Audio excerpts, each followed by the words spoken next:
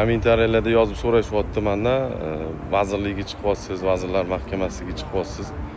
Nima bo'ldi uni taqdiri chiqayotganinglarni deb. Arizada punkt keltirilgan, 6 ta punkt bo'yicha hozirgi kunda ishlayapti. Endi vazir bilan ham ko'rishamiz, sog'liqni saqlash vaziri bilan.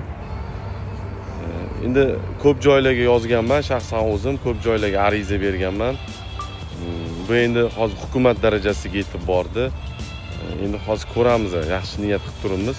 Hozirgi kunda klinik protokollar qabul qilinishi, ko'yka masalasi, keyin davlat byudjetidan shu panensefalit kasalligiga chalingan bemorlarga pul ajratish masalasi endi ko'rilyapti. Hali mablag' ajratilinmadi, shuni kutilyapti hozirgi kunda.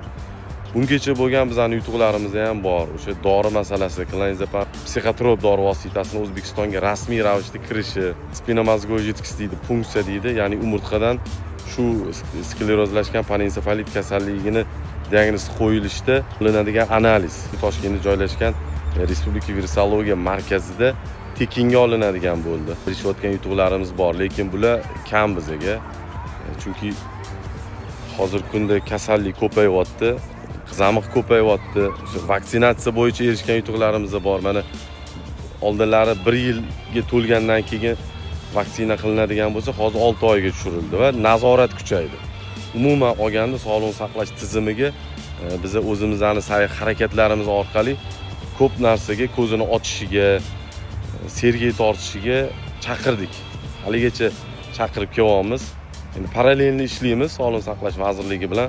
Shaxsan Sog'liqni saqlash vazirini Zamosh Ilmira Bostixonovani o'zini gapi ham bor, kattakon rahmat degan gaplari bor. Har ko'rishganda aytadilar buni. Endi ta'kidlab o'tish kerak.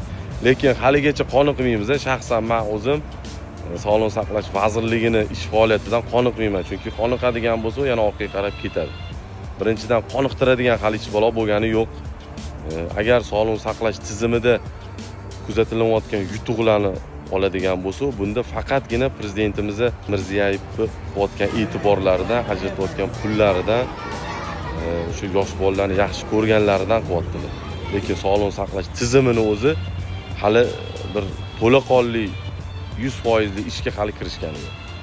Boshqa yana vrachlar orqali, klinikalar orqali yutuqlarni aytadigan bo'lsa, bu yutuqlar xususiy klinika orqali shu tadbirkorlarni shu tizimga pul tikib rivojlantirish orqali erishilgan yutuqlar hisoblanadi. Lekin sog'liqni saqlash tizimiga qaraydigan institutlar bor. Juda ko'p institutlar bor. Ana o'sha institutlar arizada bitta punktga yozganman shuni.